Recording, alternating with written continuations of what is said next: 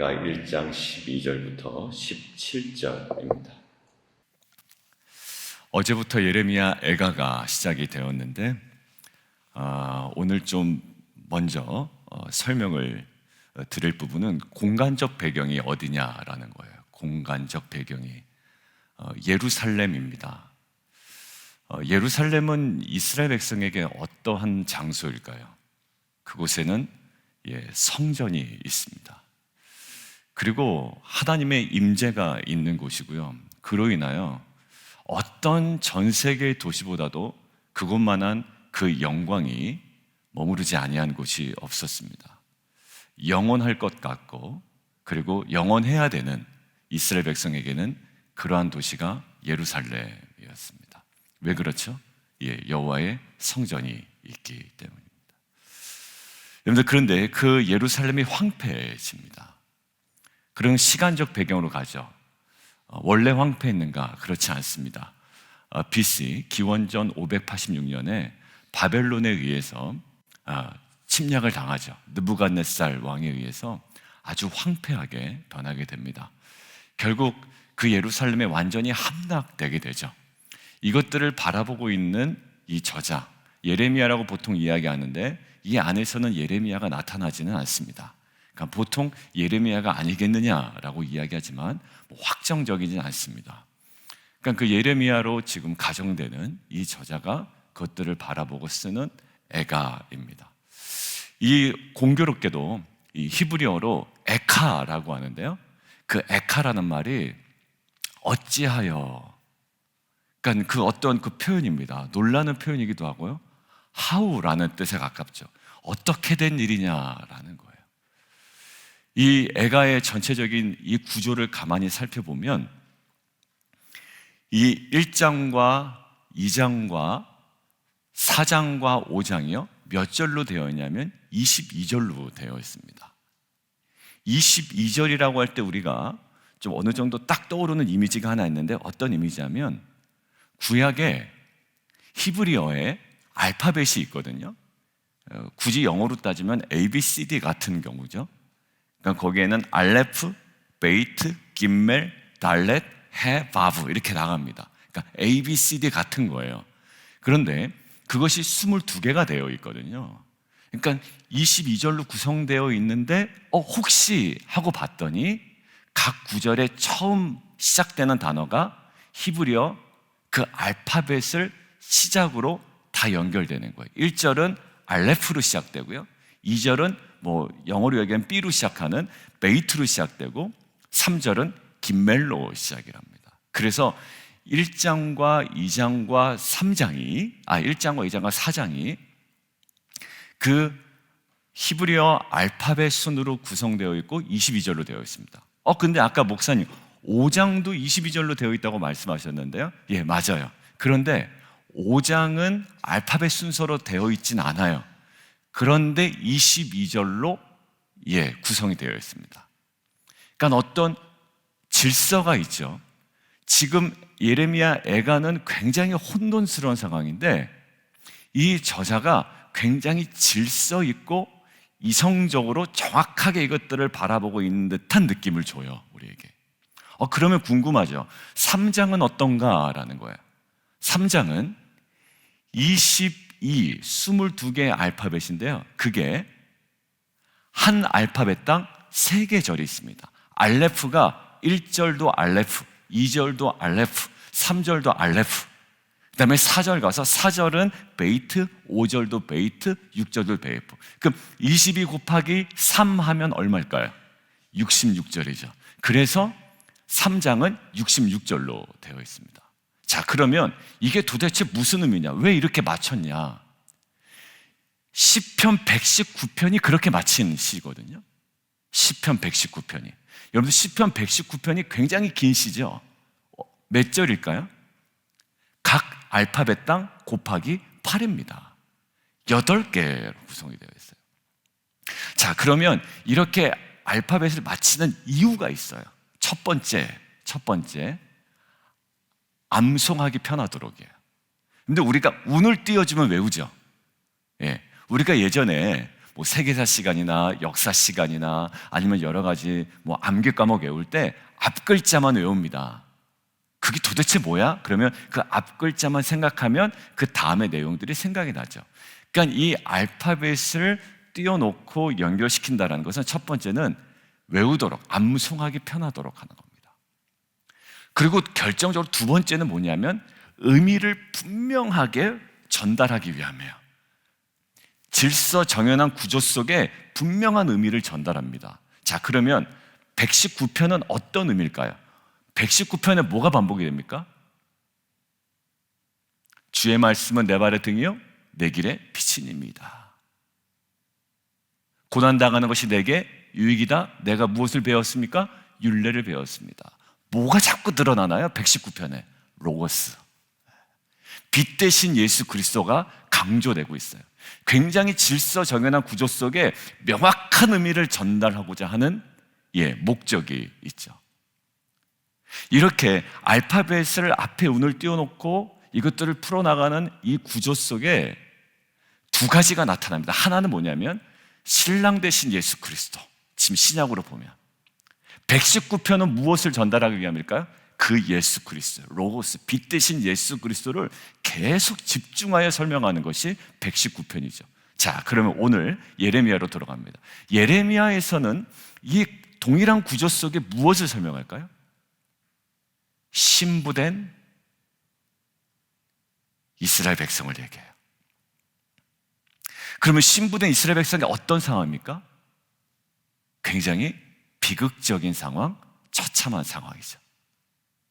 그래서 이 예레미야 애가에 이 알파벳을 띄워놓고 22절로 아주 질서 있게 의도적으로 이렇게 구성해 놓은 이 목적 속에는 신부된 이스라엘 백성이 신랑된 예수 그리스도, 구약으로 따지면 그 하나님과의 연합이 깨졌을 때에 그 영적인 애통함과 그 처참함과 그 비극을 온전히 드러내기 위함이에요.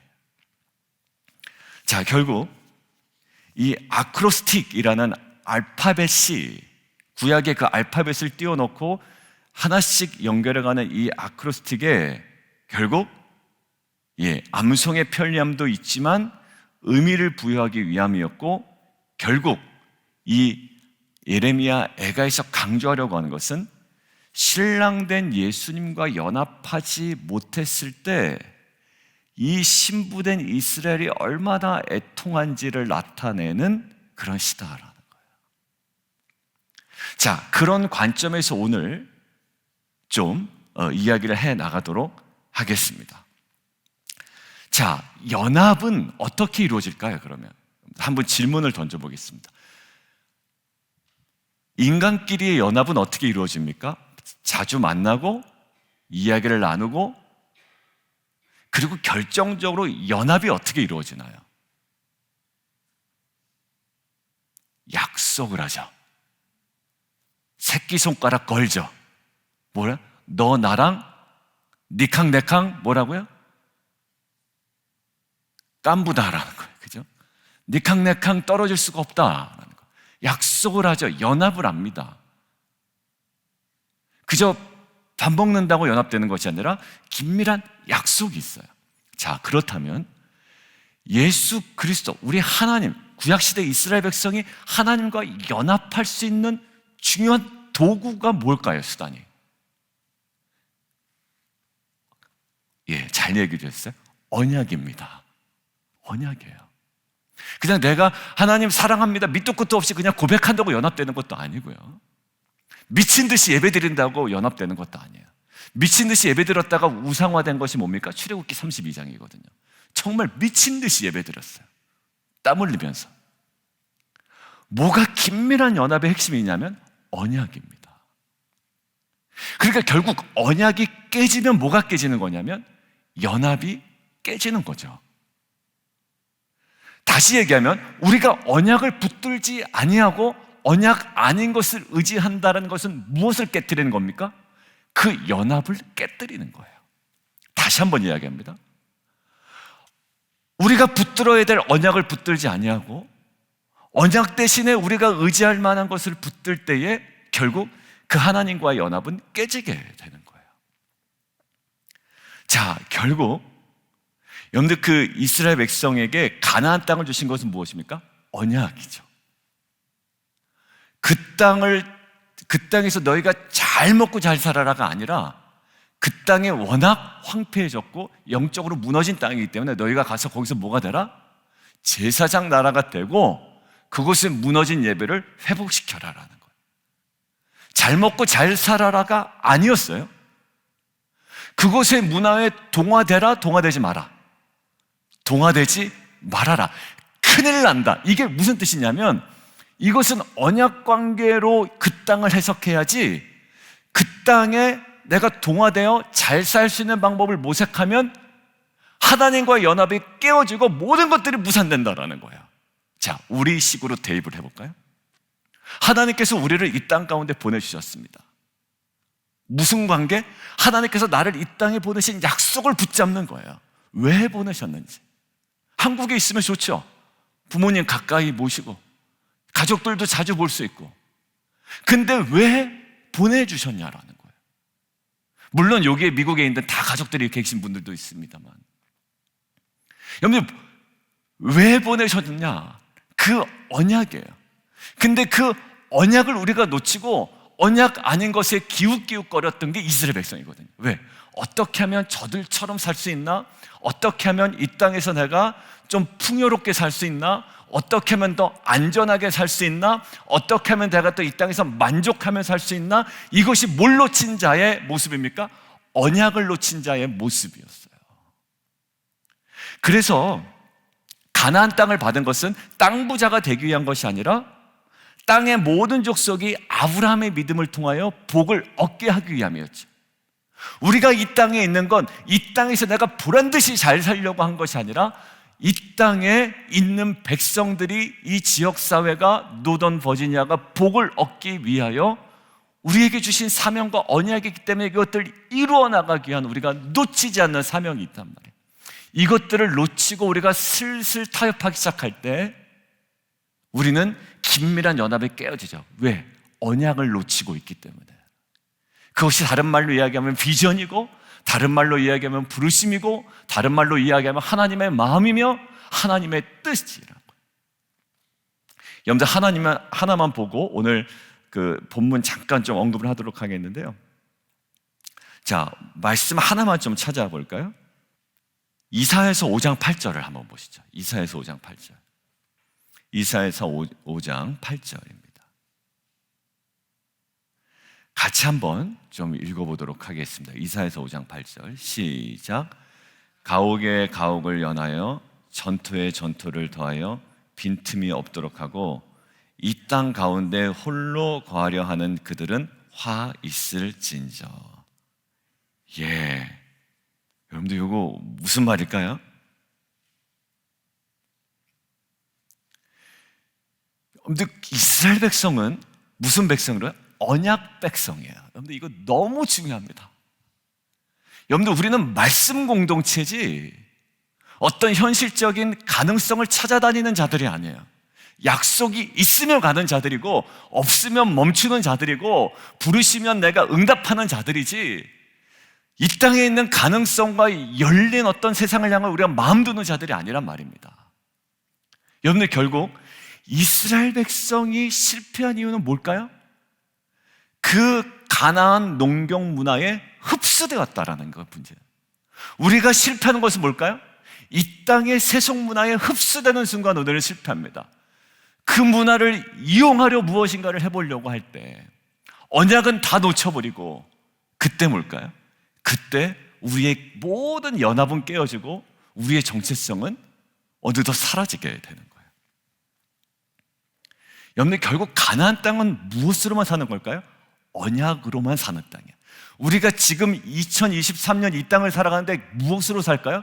돈으로도 살아야 되고 여러 가지가 있습니다만 결국 우리는 정신 똑바로 차리고 어디를 붙잡고 살아야 될까요?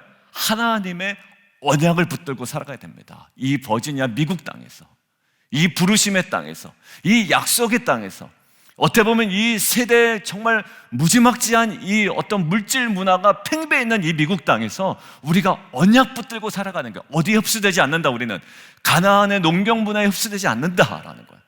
그런 관점에서 오늘 이사야서 5장 8절 다시 보십시오.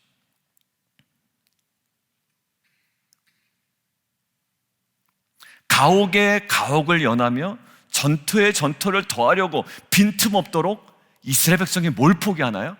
거룩한 언약적 삶을 포기해요. 엉뚱하게 이렇게 비참해진 게 아니라요, 그들이 무엇을 포기했을 때? 거룩한 언약적 삶을 포기했을 때. 여러분들, 저와 여러분이 비참해지는 것은 어떤 걸까요? 돈이 없어서 비참해질 수도 있죠. 그것을 그렇게 느낄 수도 있습니다만, 정말 비참한 것은요, 하나님께서 우리 가운데 허락하신 언약을 놓치고 어느덧 가옥에 가옥을 연하고 전투에 전투를 더해 빈틈이 없도록 하는 것에 온전히 우리의 마음에 뺏기었다면 뭘? 화 있을진저. 지금 본문으로 가겠습니다. 오늘 본문 13절, 나의 골수에 불을 보내죠. 불 동그라미 치시고요, 내 발 앞에 뭘 치시고? 그물을 치시고. 14절, 멍에를 그의 손으로 묶어놓고. 그 다음에 15절, 술틀에 밟으셨다. 이 모든 것들이 누가 주도적으로? 하나님께서 이 모든 것들을 주께서 우리 가운데 행하신 거예요. 아무 원인이 없나요? 아니죠. 언약 백성이 언약적인 삶을 포기했을 때에, 그리고 아까 얘기했죠, 그 아크로스틱, 알파벳 C를 통해 우리에게 강조되는 것, 신랑된 예수님과 언약으로 연합되지 못했을 때의 애통의 노래였다는 거 우리가 꼭 기억해야 합니다. 이것은 단순히 무슨 우연히 사건이, 그냥 우연히 하고 내가 감당할 수 없는 어려운 사건 때문에 지금 이것들을 토로하는 것이 아니라, 가장 궁극적으로 뭐가 깨진 상태? 언약을 통하여 하나님과의 깊은 연합을 이루어야 되는 신부가 그 모든 것들을 놓치고 그 모든 연합을 놓쳤을 때에 닥칠 수 있는, 이 애통의 장면이라는 거예요. 자기 연면에 빠질 수 있습니다. 여러분들, 고백하면 부모님 뵙고 와서 제 아내 되는 건 계속 자기 연민이었어요. 나는 또 언제나 볼 수 있을까? 또 형의 그 모습, 저희 형이 그럴 줄 몰랐거든요. 막판에 말을 못하는 거예요. 말을. 왜 이렇게 말을 못하나 그랬더니, 동생 과의 그 이별에 대해서 형이 갖고 있는 마음이 있었더라고요. 옛날엔 그런 형이 아니었거든요. 제가 정말 이제 50평생 살면서 저희 형의 마음을 이번에 너무 찌릿하게 느끼고 왔어요. 여러분들, 제가 딱 넘어갈 수 있는 게 어딜까요? 자기 연민. 정말 다 거기에 그냥 푹 빠져 있는 거죠. 그런데 제가 이 사무엘 하 묵상하다가 뭐가 있냐면, 그 자기 연면에 빠질 수 있었던 자가 누구였습니까? 다윗이었죠. 누가 죽으니까? 압살롬이 죽으니까. 근데 다윗이 정신 차리고 어디 갑니까? 성문에 가잖아요. 성문에 가죠. 성문에 가니까 다시 백성들이 이제 마음을 모으고 이제 뭔가 정리가 되죠. 여러분들, 성문에 갔다는 것은 무슨 의미가 있나요? 다윗이 정말로 어떤 상황 가운데 딱 서 있어야 될 자리, 그리고 우리가 무슨 백성, 언약 백성이라면, 여러분, 좋은 일도 있으면 나쁜 일도 있어요. 아쉬운 일이 있으면 기쁜 일도 있습니다. 거기에 이리이리 흔들리는 게 아니라 우리가 딱 버티고 있었는 자리가 있어야 된다는 거예요. 뭘까요? 언약이에요. 하나님의 말씀은, 언약은 흔들리지 않아요. 이것들은 우리를 모든 어려움에서 새로운 관점으로 열어주십니다. 새롭게 하십니다. 여러분들, 이것들을 놓쳤을 때, 가나안의 문화와 동화되었을 때 뭔가 잘 살 것 같았지만, 가옥에 가옥을 연하고 전투에 전투를 더하면 살 수 있을 거라 생각했지만, 아니요, 화 있었든지 오히려 언약을 놓친 백성이 되었고, 가나안의 동화되었음으로 인하여 연합이 다 깨어져 버렸다고요. 여러분들, 이 상황 가운데 우리에게 지금 이야기합니다. 12절 같이 한번 읽을까요? 시작. 지나가는 모든 사람들이여, 너희에게는 관계가 없는가? 나의 고통과 같은 고통이 있는가 볼지어다. 예, 여러분들 이게 우리에게 하시는 말씀 아닐까요? 그 고통이 없는가? 너에게는 관계가 없는가? 조 목사 너한테는 관계가 없는가라는 거예요. 예, 저희 대답은 있습니다. 해답은 뭘까요? 17절 보세요. 그를 위로할 자가 없도다. 없습니다. 내 자식이 해결해 줄까? 내 부모가 해결해 줄까? 내 옆에 어떤 지체가 물론 정말 은혜고 동역자고 도움이 되지만 오늘 본문을 통해서 우리 궁극적인 지점을 얘기해 주는 거예요. 시온이 두 손을 폈습니다. 이거 분명히 하나님께서 하신 일이라고 알잖아요. 불, 그물, 멍에, sul틀 이거 분명히 하나님께서 하신 일을 알잖아요. 그러면서도 우리가 간혹 주위를 자꾸 둘러봅니다.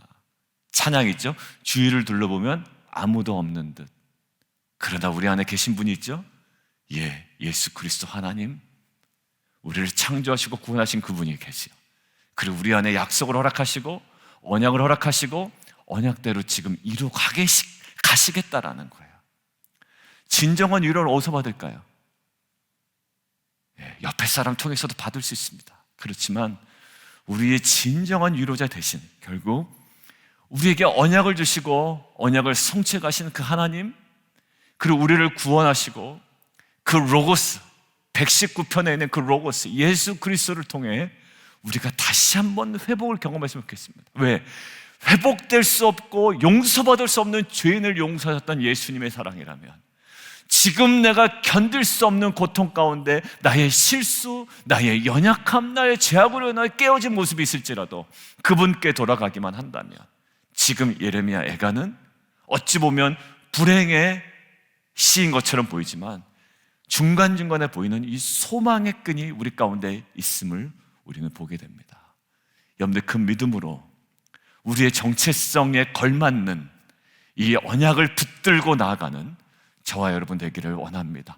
위로할 자 찾지 마세요. 주변에서 여러분들 그게 이렇게 은혜로 위로가 될 수는 있습니다만 궁극적으로 찾을 위로는 사람에게 있지 않아요. 사람에게 있지 않아요. 여러분들 멀리 떨어졌으면 위로보다는 연문만 생기고요, 가까이 있다가 친하기도 하지만 실망하기도 합니다. 그것이 목사이든 누구이든. 그렇지만 진정한 위로자 되신 그 주님을 향해 우리가 오늘도 언약 붙들고 나가는 저 여러분 되기를 주님의 이름으로 축원드립니다. 우리 함께 좀 기도하겠습니다. 우리 함께 좀 같이 기도할 때 이것은 정말 불쌍하다라고 끝날 문제가 아니죠. 예, 이거 참 어떻게 어려운 일을 당했나라고 쯧쯧할 문제가 아닙니다. 어디서부터 출발했나요?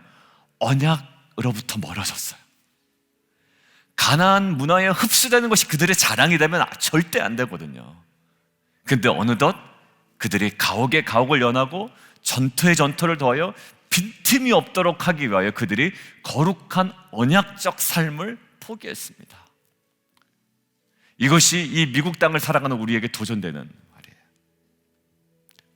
성도님들 이렇게 이야기하다 보면 정말 말씀으로 위로받고 은혜받은 장면이 있지만 그렇지 않은 상황에 직면할 때 있잖아요. 그때 어디로 돌아가면 가나안의 문화에 쉽게 동화됩니다. 아예 이럴 바에는 그냥 내가 내 자식 의지하고 내 주변 의지하고 이 상황 의지해서 내가 돌파해 보련다. 아니요, 그때에도 내가 위로받았던 언약의 말씀 지금도 다시금 붙잡아야 되는 거예요. 우리 가운데 위로할 자가 없도다 라는 이 절망이 진정한 위로자 되시는 그 주님을 향하여 열린 우리의 심령이 되기를 원합니다. 하나님 그 언약을 붙들게 하시고 다시 한번 깊은 연합을 이뤄내는 공동체에게 도와주십시오. 우리 함께 기도하며 나아가도록 하겠습니다. 기도하겠습니다.